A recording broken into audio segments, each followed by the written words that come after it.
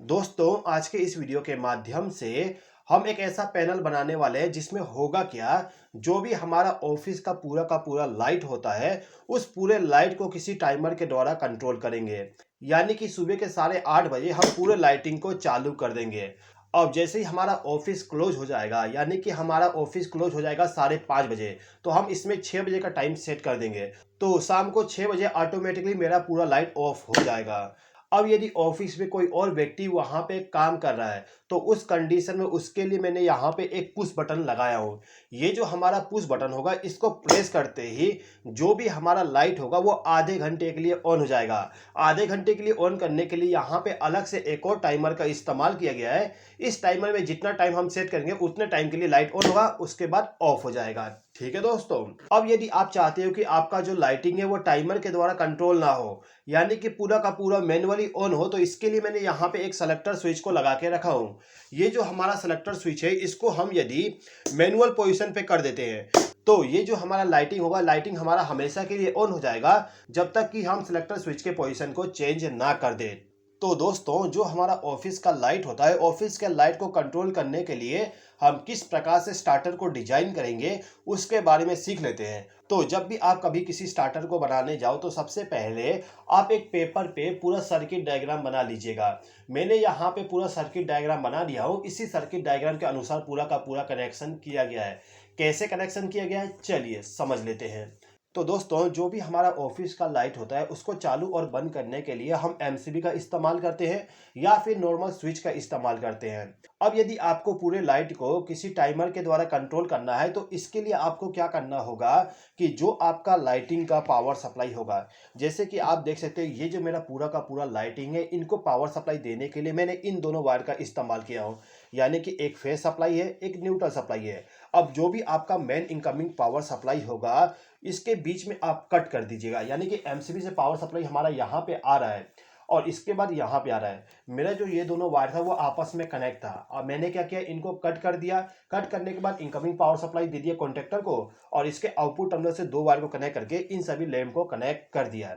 यानी कि अभी के टाइम पे होगा क्या, यदि मेरा कॉन्टेक्टर ऑन होता है, मैं इसको प्रेस करता हूँ, यदि मेरा कॉन्टेक्टर ऑन होगा तो पूरा का पूरा लाइटिंग मेरा ऑन हो जाएगा, और ये कॉन्टेक्टर ऑफ होने पे लाइटिंग मेरा पूरा का पूरा ऑफ हो जाएगा।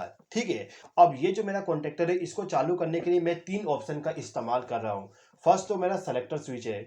यदि मैं इस सेलेक्टर स्विच को मैनुअल पोजीशन पे कर दूं, तो मेरा लाइटिंग पूरा ऑटोमेटिकली ऑन हो जाना चाहिए। तो इसके लिए कनेक्शन कैसे किया गया है, समझ लेते हैं। ये जो मेरा फेस सप्लाई है, फेस सप्लाई डायरेक्ट चला गया है हमारे सेलेक्टर स्विच के कॉमन पॉइंट पे। तो ये जो मेरा एमसीबी था, एमसीबी का जो फेस सप्लाई है, इसको ले जाके मैंने सेलेक्टर स्विच के 1 नंबर पॉइंट पे कनेक्ट कर दिया। ओके। अब इसके बाद मैं क्या करूंगा, मेरा जो सेलेक्टर स्विच है, इसका जो एक टर्मिनल होगा, जिस टर्मिनल का मुझे इस्तेमाल करना है मैनुअल पोजीशन के लिए, उस टर्मिनल से एक वायर को कनेक्ट करके ले जाऊंगा, और जो मेरा कॉन्टेक्टर है, इसको फेस सप्लाई दे दूंगा। देखिए, आपको क्या करना होता है, जो आपका सेलेक्टर स्विच है, इसको आप 1 नंबर पोजीशन पे सेलेक्ट कर दीजिए। मान लीजिए कि मुझे 1 नंबर पोजीशन को मैनुअल पोजीशन के लिए इस्तेमाल करना है, तो मैंने इसको 1 नंबर पोजीशन पे सेलेक्ट कर लिया। अब मैं यहाँ पे एक मल्टीमीटर लूंगा, मल्टीमीटर को मैं कंटिन्यूटी पोजीशन पे रख दूंगा। ओके। कंटिन्यूटी पोजीशन पे रखने के बाद मैं क्या करूंगा, मेरा जो मल्टीमीटर का दोनों प्रोब है, इन दोनों प्रोब को ले जाके जो मेरा 1 नंबर का टर्मिनल है और यहाँ पे जो A1 टर्मिनल है, इन दोनों टर्मिनल पे ऐसे कनेक्ट करूंगा। आप इस मल्टीमीटर में देखोगे, यहाँ पे हमें कंटिन्यूटी मिलेगा 1 नंबर और A1 टर्मिनल पे। तो मेरा जो A1 टर्मिनल है वो हो जाएगा मैनुअल पोजीशन के लिए। अब मैं इस सेलेक्टर स्विच का पोजीशन को चेंज कर दूं, तो यहाँ पे हमें कंटिन्यूटी नहीं मिलना चाहिए। ठीक है। तो ये जो मेरा सेलेक्टर स्विच है, इसको 1 नंबर पोजीशन पे करने के बाद जहां पे मुझे कंटिन्यूटी मिलेगा, उस पॉइंट से एक वायर को कनेक्ट करके मैं लेके जाऊंगा, और जो मेरा कॉन्टेक्टर है, कॉन्टेक्टर का जो A1 टर्मिनल होता है, यहाँ पे हमारा A1 टर्मिनल है, तो इस टर्मिनल पे मैं इस वायर को कनेक्ट कर दूंगा। ठीक है। तो इस कॉन्टेक्टर को मैंने फेस सप्लाई दे दिया। ठीक है दोस्तों। अब इसके बाद जो हमारा कॉन्टेक्टर है, कॉन्टेक्टर का जो A2 टर्मिनल होता है, उसमें हमें न्यूट्रल पावर सप्लाई देना होता है। तो इसके लिए हम क्या करेंगे, जो हमारा एमसीबी है, एमसीबी से जहां से हमें न्यूट्रल पावर सप्लाई मिलेगा, वहां से एक वायर को कनेक्ट करके इसको ले जाके हम कॉन्टेक्टर को A2 टर्मिनल पे न्यूट्रल पावर सप्लाई दे देंगे। तो A1 टर्मिनल पे हमने फेस सप्लाई दे दिया, A2 टर्मिनल पे न्यूट्रल सप्लाई दे दिया। अब जो हमारा कॉन्टेक्टर है, इसको ऑन करने के लिए हमने सर्किट बना दी है। यानी कि जो हमारा मेन एमसीबी है, इसको ऑन कर देते हैं। उसके बाद जो हमारा सेलेक्टर स्विच है, इसको 1 नंबर पोजीशन पे सेलेक्ट करेंगे, तो हमारा कॉन्टेक्टर ऑन हो जाएगा। ठीक है। अब ये जो मेरा कॉन्टेक्टर है, इस कॉन्टेक्टर को ऑन करने के लिए मैं एक डिजिटल टाइमर का इस्तेमाल करूंगा। ये जो मेरा डिजिटल टाइमर होगा, इसमें मैं टाइम को सेट कर सकता हूं कि कितने बजे मुझे लाइट को ऑन करना है और कितने बजे इस लाइट को ऑफ करना है। जैसे कि आपने देखे होंगे, जो भी हमारा डिजिटल टाइमर होता है, उस डिजिटल टाइमर में पूरा प्रोग्राम सेट करने के लिए ऑप्शन रहता है। मैं अभी इस टाइमर में टाइम को सेट कर देता हूं, ठीक है। ये जो डिजिटल टाइमर है, इसमें प्रोग्रामिंग करने के लिए आपको क्या करना होता है कि ये जो पी बटन है, इसको प्रेस करिए। इसको प्रेस करोगे तो आप देखोगे यहाँ पे 1 लिखा हुआ है और साथ ही साथ में यहाँ पे टाइम बताया गया है, यानी कि जो हमारा प्रोग्राम नंबर 1 है उसका ऑन टाइम यहाँ पे बताया गया है। इसके नीचे में यहाँ पे ऑन लिखा हुआ है, यानी कि ऑन टाइम का प्रोग्रामिंग है। इसके बाद इसको दोबारा प्रेस करोगे तो यहाँ पे लिखा हुआ आ जाएगा ऑफ। इसके बाद जो हमारा लैंप है उसको ऑफ करने का टाइम यहाँ पे शो कर रहा है, ठीक है। अब यहाँ पे हमें क्या करना होता है, सबसे पहले तो पी बटन को प्रेस करिए, हम प्रोग्रामिंग में आ जाएंगे। अब यहाँ पे हमें डे सेलेक्ट करना है कि कौन कौन से डे हमें हमारे लाइट को चालू करना है। तो हम इस डी वाले बटन को प्रेस करेंगे। इसको प्रेस करते ही आप देखोगे यहाँ पे मंडे वाला ऑप्शन आ गया। इसको दोबारा प्रेस करिए, ट्यूसडे आ गया, Wednesday, Thursday, Friday, Saturday, Sunday, ठीक है। इसके बाद इसको दोबारा प्रेस करोगे तो आप देखोगे मंडे, वेडनेसडे और फ्राइडे का ऑप्शन आ गया। जिस भी डे आपको इस टाइमर के द्वारा लाइटिंग को ऑन करना है उसका आप डे सेलेक्ट कर लीजिएगा। मैं चाहता हूं कि मेरा जो लाइटिंग है वो मंडे से लेके सैटरडे तक वर्क करे, तो मैं यहाँ पे मंडे से लेके सैटरडे वाला टाइम को सेलेक्ट करूंगा। आप देख सकते हो मंडे से लेके सैटरडे तक का डे शो कर रहा है, ठीक है।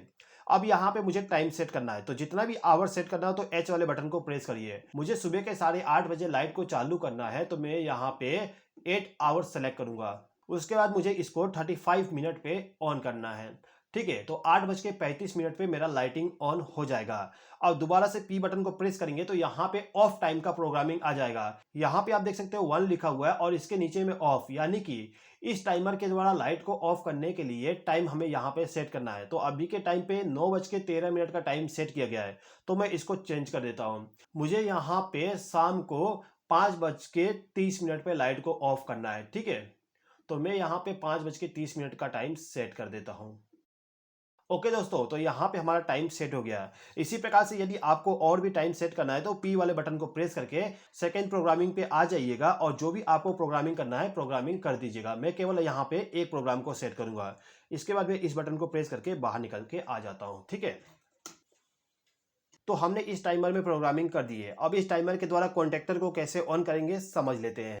देखिए, ये जो हमारा सेलेक्टर स्विच है, सेलेक्टर स्विच का जो दूसरा टर्मिनल है यानी कि A2 टर्मिनल है, इससे एक वायर को कनेक्ट करके जो हमारा डिजिटल टाइमर होगा इसको हम फेस सप्लाई दे देंगे और डिजिटल टाइमर को न्यूट्रल पावर सप्लाई भी हम डायरेक्टली कनेक्ट कर देंगे। तो यहाँ पे मैंने क्या किया हूँ, ये जो वायर आप देख रहे हो, ये वाली वायर, ठीक है, ये वाली वायर हमारा A2 टर्मिनल पे कनेक्ट है, ओके। तो इस वायर को हमने ले जाके क्या किए, जो हमारा टाइमर है, इस टाइमर का जो कोयल का टर्मिनल होता है, ये 1 और 2 नंबर का टर्मिनल, तो 1 नंबर टर्मिनल पे हमने फेस सप्लाई को दे दिए और 2 नंबर के टर्मिनल पे हमने एक वायर को कनेक्ट किए हैं इस टर्मिनल से, यानी कि न्यूट्रल पावर सप्लाई हमने इसको दे दिए हैं, ठीक है। तो यहाँ पे जो हमारा टाइमर था, इसको फेस सप्लाई और न्यूट्रल सप्लाई मिल गया। दोस्तों, इस सर्किट में मैं एक और टाइमर का इस्तेमाल कर रहा हूँ जो कि मेरा ऑफ डिले टाइमर है। इस सर्किट में मैं जो ये वाला टाइमर इस्तेमाल कर रहा हूँ, इस टाइमर को हम कहते हैं digital on delay of delay timer. ये जो टाइमर है, इस टाइमर को टेंस कंपनी के द्वारा बनाया गया है और इस टाइमर का मॉडल नंबर है DRV10। ये जो मेरा टाइमर है ये बहुत ही स्पेशल है, यानी कि इसके द्वारा हम पूरा एक्चुअल में ये देख सकते हैं कि कितना टाइम का प्रोग्रामिंग किया गया है। जैसे कि आप देख सकते हो यहाँ पे 30 लिखा हुआ है और यहाँ पे मैंने 99 मिनट का टाइम रेंज सेलेक्ट किया हूँ, यानी कि अभी इसमें 30 मिनट का प्रोग्रामिंग किया गया है। इसको मैं यदि यहाँ से कम कर देता हूँ, मैंने यहाँ पे 99 सेकंड का टाइम रेंज सेलेक्ट कर दिया, तो इस कंडीशन में ये जो टाइम होगा वो हो जाएगा 30 सेकंड के लिए, ठीक है। इसके बाद टाइम को सेट करने के लिए इस नॉब का इस्तेमाल हम कर सकते हैं, ठीक है दोस्तों। इसके बाद ये जो हमारा टाइमर है, इसमें आपको 2 इंडिकेशन मिल जाएगा। ये वाला जो इंडिकेशन है ये तब ग्लो करता है जब हमारा टाइमर आउटपुट कमांड को जनरेट करेगा और इस टाइमर को ऑपरेट कराने के लिए हमें एक ट्रिगर कमांड देना पड़ता है और जैसे ही हम ट्रिगर कमांड देंगे तो यहाँ पे एक इंडिकेशन लैंप ग्लो होगा, ठीक है। अब ये जो हमारा टाइमर है ये किस प्रकार से वर्क करता है और इसका हम वायरिंग किस प्रकार से करते हैं आप आगे समझ जाओगे। तो ये जो मेरा ऑफ डिले टाइमर है, इस टाइमर को भी मैंने पावर सप्लाई इस टाइमर के द्वारा दे दिया हूँ, यानी कि जो हमारा फेस सप्लाई जा रहा था इस टाइमर के लिए, उसी टर्मिनल से मैंने एक वायर को लूप करके इस टाइमर के A1 टर्मिनल पे पावर सप्लाई दे दिया, यानी कि इस टाइमर को भी ऑपरेट करने के लिए फेस सप्लाई दे दिया। अब इस टाइमर को न्यूट्रल पावर सप्लाई भी चाहिए, तो हमने न्यूट्रल पावर सप्लाई से एक वायर को लूप करके इस टाइमर को भी न्यूट्रल पावर सप्लाई दे दिए हैं।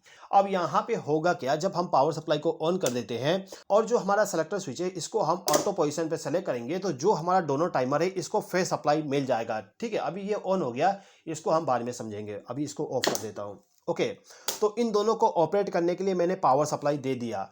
अब इन दोनों टाइमर के द्वारा हम किस प्रकार से इस कॉन्टेक्टर को ऑन करेंगे समझ लेते हैं। देखिए, ये जो हमारा टाइमर है, इन दोनों टाइमर का हमें एनो कॉन्टैक्ट का इस्तेमाल करना होगा। अब जो भी हमारा एनो कॉन्टैक्ट है, इनको इनकमिंग पावर सप्लाई हम सेलेक्टर स्विच के A2 टर्मिनल से देंगे, यानी कि इन दोनों टाइमर को जो फेज सप्लाई जा रहा है उसी फेज सप्लाई से एक वायर को लूप करके इन दोनों टाइमर के एनो कॉन्टैक्ट को इनपुट पावर सप्लाई दे देंगे। यहाँ पे आप देखिए, ये जो मेरा A1 टर्मिनल है इस पे फेज सप्लाई आ रहा है डायरेक्टली इस सेलेक्टर स्विच के द्वारा, तो मैंने इस टर्मिनल से एक वायर को कनेक्ट किया हूँ। ये जो मेरा ब्लू वायर है वो इस वायर को कनेक्ट किया गया है और इसको लाके इस टाइमर के कॉमन टर्मिनल पे, कॉमन टर्मिनल इसका 2 नंबर का टर्मिनल है, तो इस टर्मिनल पे मैंने इस वायर को कनेक्ट कर दिया। अब इसी टर्मिनल से एक और वायर को कनेक्ट करके मैंने इस डिजिटल टाइमर के कॉमन टर्मिनल पे एक वायर को कनेक्ट कर दिया हूं, यानी कि इन दोनों टाइमर का जो कॉमन टर्मिनल है इसको फेज सप्लाई डायरेक्टली यहां से मिल गया है। ठीक है, इसके बाद ये जो हमारा एनो कॉन्टैक्ट है इसका जो आउटपुट है इसको आपस में शॉर्ट कर दिया हूँ। उसके बाद इस वायर को ले जाके इस कॉन्टैक्टर को फेज सप्लाई दे दिया हूँ, यानी कि जो हमारा कॉन्टैक्टर का A1 टर्मिनल है उस टर्मिनल पे वायर को कनेक्ट किया गया है। कैसे कनेक्ट किया गया है समझ लीजिए। देखिए, ये जो मेरा एनो कॉन्टैक्ट है ये वाली, इस टर्मिनल से एक वायर को कनेक्ट करके इस टाइमर के एनो कॉन्टैक्ट के साथ कनेक्ट कर दिया गया है और इसी टर्मिनल से एक और वायर को कनेक्ट किया गया है। ये जो ग्रीन वायर है इसके द्वारा मैं पावर सप्लाई को ले जाके इस कॉन्टैक्टर के A1 टर्मिनल पे कनेक्ट कर दिया हूँ, यानी कि इस टाइमर के द्वारा फेज सप्लाई को जनरेट किया जाए या फिर इस टाइमर के द्वारा फेज सप्लाई को जनरेट किया जाए, दोनों फेज सप्लाई हमारे इस ग्रीन वायर के जरिए जाएंगे और कॉन्टैक्टर को ऑन कर देंगे। ठीक है दोस्तों, अब इसके बाद दोस्तों यहाँ पे एक चीज देखिएगा, ये जो मेरे पास में टाइमर है इस टाइमर में एक स्पेशल चीज दिया गया है। इस टाइमर को ऑपरेट करने के लिए हमें ट्रिगर कमांड देना पड़ता है, यानी कि हम जब पुश बटन को प्रेस करेंगे उसके बाद ही इसका काउंटडाउन स्टार्ट होगा। नॉर्मली इस टाइमर को हमें पावर सप्लाई को कनेक्ट करके रखना पड़ता है, लेकिन जैसे ही हम पुश बटन को प्रेस करेंगे तो इसमें एक ट्रिगर पावर सप्लाई जाएगा जो कि चला जाएगा हमारे इस टाइमर के TR टर्मिनल पे। इस टर्मिनल पे जैसे ही फेज सप्लाई जाएगा तो टाइमर का काउंटडाउन स्टार्ट हो जाएगा और जितना भी हम टाइम सेट करेंगे इसमें उतना टाइम के लिए हमारा लोड ऑन हो जाएगा। ठीक है, तो इस टाइमर को ट्रिगर करने के लिए हमने क्या किए, जो हमारा फेज सप्लाई था यानी कि सिलेक्टर स्विच से जो फेज सप्लाई जा रहा है वहीं से एक वायर को कनेक्ट करके एक पुश बटन के साथ कनेक्ट कर दी है। ये जो हमारा पुश बटन होगा इसमें जो एलिमेंट लगाया जाएगा वो एनो एलिमेंट होना चाहिए। अब इस पुश बटन के आउटपुट टर्मिनल से एक वायर को कनेक्ट करके हमने इस टाइमर को ट्रिगर कमांड दे दिए हैं। कैसे दिए समझ लीजिए। देखिए, ये जो मेरा सेलेक्टर स्विच है, सेलेक्टर स्विच का जो A2 टर्मिनल है इस पोजीशन पे है, तो इस पोजीशन से एक वायर को कनेक्ट करके मैंने इस पुश बटन को कनेक्ट कर दिया हूं। अब इस पुश बटन के आउटपुट टर्मिनल से एक वायर को कनेक्ट करके इस टाइमर का जो ट्रिगर वाला टर्मिनल है उस टर्मिनल पे इस वायर को कनेक्ट कर दिया हूं। तो दोस्तों, हमारा जो लाइटिंग था इस लाइटिंग को कंट्रोल करने के लिए स्टार्टर रेडी हो चुका है। दोस्तों, आपके ऑफिस के लाइट को कंट्रोल करने के लिए यदि आप इस स्टार्टर को डिजाइन करना चाहते हो तो एक बात का हमेशा ध्यान दीजिएगा, आपका जो ऑफिस होगा उसमें एक इमरजेंसी लाइट होना चाहिए। जिससे होगा क्या, यदि कोई एम्प्लॉई वहां पे बैठ के काम कर रहा है और यदि हमारा लाइटिंग पूरा का पूरा ऑफ हो जाता है तो उस कंडीशन में उस व्यक्ति को इस स्टार्टर तक जाना पड़ेगा जिसके द्वारा वो लाइटिंग को चालू कर सके, तो वहां पे थोड़ा बहुत उजाला होना चाहिए। ठीक है दोस्तों, अब चलिए दोस्तों हमारे स्टार्टर को ऑन करके चेक कर लेते हैं। सबसे पहले मैं MCB को ऑन कर दूंगा। MCB को ऑन करने के बाद आप देखोगे ये जो मेरा सेलेक्टर स्विच है इस सेलेक्टर स्विच को मैंने ऑफ पोजीशन पे रखा हूं। अब मुझे यदि इस लाइट को परमानेंटली ऑन करना है तो मैं केवल इस सेलेक्टर स्विच को मैनुअल पोजीशन पे कर दूंगा। जब तक मेरा सेलेक्टर स्विच मैनुअल पोजीशन पे रहेगा मेरा लाइट हमेशा ऑन रहेगा। अब यदि आप इसको मैनुअली ऑफ करना चाहते हो तो इस सेलेक्टर स्विच को आप ऑफ पोजीशन पे रख दीजिएगा, लाइट हमारा ऑफ हो जाएगा। अब यदि मुझे इस ऑफिस के लाइट को किसी पर्टिकुलर टाइम पे चालू करना है और पर्टिकुलर टाइम पे बंद करना है तो मैं क्या करूंगा, मेरा जो डिजिटल टाइमर है इसमें प्रोग्रामिंग कर दूंगा। मैंने प्रोग्रामिंग ऑलरेडी कर दिया हूं। अब मुझे क्या करना है कि ये जो मेरा सेलेक्टर स्विच है इसको मैं हमेशा के लिए ऑटो पोजीशन पे छोड़ दूंगा। ऑटो पोजीशन पे रखने के बाद क्या होगा, ये जो मेरा डिजिटल टाइमर है ये डिजिटल टाइमर मेरे लाइटिंग को पर्टिकुलर टाइम पे चालू कर देगा और पर्टिकुलर टाइम पे बंद कर देगा। अभी के टाइम पे टाइम हो रहा है 4:18। हमने इसमें सेट किया 6 बजे ऑफ करने का, तो अभी हमारा लाइट ऑन रहेगा। जैसे ही ऑफ टाइम का टाइम कंप्लीट होगा तो ये जो मेरा टाइमर है लाइट को ऑफ कर देगा। अभी मैं मैनुअली इसको ऑफ कर देता हूं। ओके, तो हमारा जो लाइटिंग था मैनुअली अभी ऑफ हो गया। ये जो मेरा टाइमर है वो टाइम के अकॉर्डिंग चालू और बंद करेगा। अभी टाइम कंप्लीट नहीं हुआ था तो मुझे मैनुअली ऑफ करना पड़ा, ठीक है। अब यदि आपका लाइट ऑफ हो जाए और आपको दोबारा से लाइट को चालू करना है तो इसके लिए आप इस पुश बटन को प्रेस करके लाइट को चालू कर सकते हो। मैंने इस टाइमर पे अभी 12 सेकंड का टाइम सेट किया हूं, तो 12 सेकंड के लिए लाइट ऑन होगा और 12 सेकंड के बाद में मेरा जो टाइमर है वो इस लाइट को दोबारा बंद कर देगा। ओके, जैसे कि आपने देखा 12 सेकंड के बाद लाइट ऑफ हो गया। दोस्तों, ये जो हमारा स्टार्टर है इसके द्वारा हम किसी लाइट को भी कंट्रोल कर सकते हैं या फिर आपके ऑफिस का जो एसी होता है उस एसी को भी कंट्रोल करने के लिए आप इस टाइप के स्टार्टर को डिजाइन कर सकते हो। ठीक है दोस्तों, तो दोस्तों मैं उम्मीद करता हूं कि आपको ये वीडियो पसंद आया होगा। यदि आपको ये वीडियो पसंद आया हो तो प्लीज इस वीडियो पे लाइक शेयर और कमेंट कर दीजिएगा, और यदि आपने अभी तक हमारे चैनल को सब्सक्राइब नहीं किया तो सब्सक्राइब भी कर लीजिएगा। इस वीडियो को देखने के लिए धन्यवाद।